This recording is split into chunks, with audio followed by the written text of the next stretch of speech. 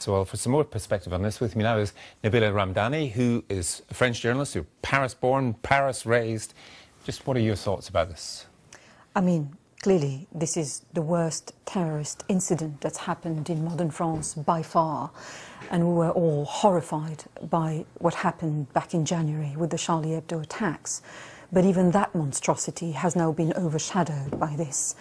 President Hollande has described the attacks as an abomination, and that's exactly what it was. I mean, the carnage was unspeakable, especially as it relates to soft targets. It's the easiest thing in the world to attack unarmed civilians with gunfire and indeed explosives. And in this sense, it's also the most cowardly operation possible. And these areas, I mean, Stade de France, you know, you've been to football matches there. The area where Bataclan is not a posh area. It's an area where ordinary Parisians and tourists would go. Well, absolutely. I mean, what's so horrific about this is not only the sheer scale of it and the indiscriminate nature of it all, but also the fact that it's turning, you know, a magnificent city and with all its beautiful symbols. I was in the Stade de France when the multicultural football team won the 1998 World Cup, and this magnificent stadium will now be associated forever with a crime scene. I have also blissful, youthful memories of attending concerts at the Bataclan, and again, this will be associated with a scene of absolute tragedy, and so will be most tourist sites in Paris. After the Charlie Hebdo attacks, Paris and France pulled together.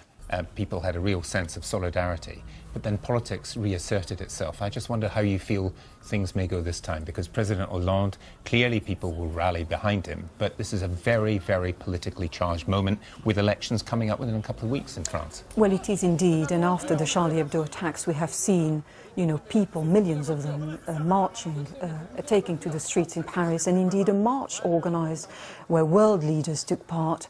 But it has to be said, there hasn't been a great amount that was done afterwards in terms of security. There were mainly people expressing their outrage.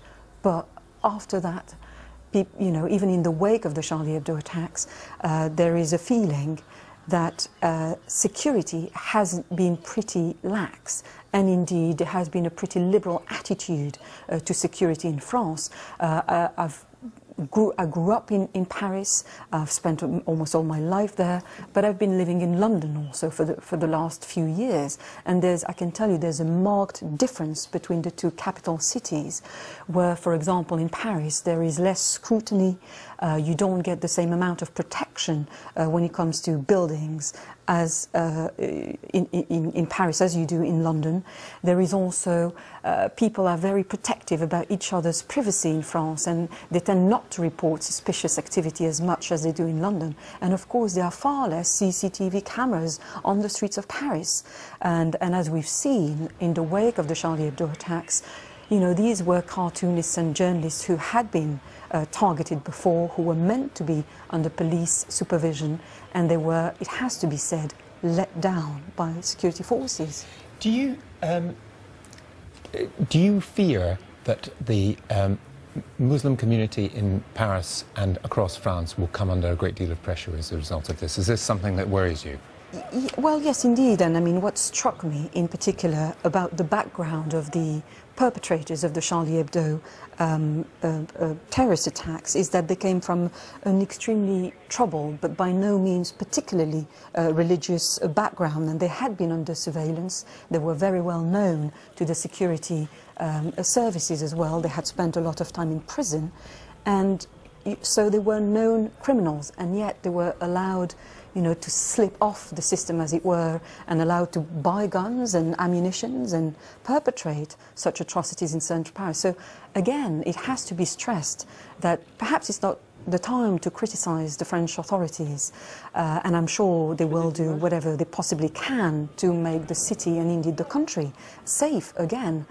But there will be a review of security. I'm sure questions will have to be answered. Do you see a link, and some people do? I mean, François Hollande has said it was Islamic State. But do you see a link between what happened here, what happened in Egypt, what happened in Ankara? In other words, terrorist attacks on tourists, on soft targets, on demonstrators, and now, as we see, basically French culture, going out to eat, going to music, going to football.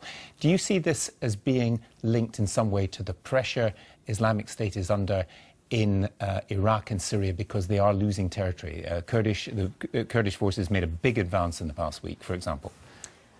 I mean, to put it very simply, you know, what terrorists do is spread terror and try to strike fear amongst populations, and especially vulnerable ones, like civilians. And by the same token, the attacks are designed to garner maximum publicity. And with such an attack in the heart of a Western capital, you know, you get that kind of international coverage that will glorify, if I may put it crudely, your actions, and indeed inspire more people to join your ranks. You know, you can't get more of a spectacular PR coup, if I may put it bluntly, than that kind of attacks in the heart of Paris. What do you make of, there's obviously the security question, the immediate security question. What do you make of the political question for François Hollande, who's not always been a very popular president? He's going to be addressing on Monday a joint session of Parliament, effectively. I mean, that will undoubtedly be a moment of rallying the French people, but that won't last, will it?